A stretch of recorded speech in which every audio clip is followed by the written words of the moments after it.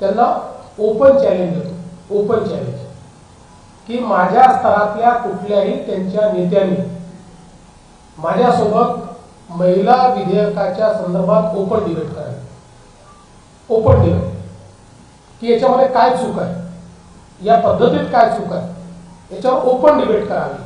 ते करणार नाही, करू शकत नाही. केवळ मुजोरी करायची आणि पळून जायचं हे जे काही यांनी सुरू केलेलं आहे याच्या विरुद्ध देशभरात आणि महाराष्ट्रात आता महिलांचं एकत्रीकरण आम्ही करणार आहोत. माझी तयारी आहे. माननीय मुख्यमंत्री म्हणतील ती जागा, माननीय मुख्यमंत्री म्हणतील ती वेळ, कारण का ते माझ्यापेक्षा जास्त व्यस्त आहेत.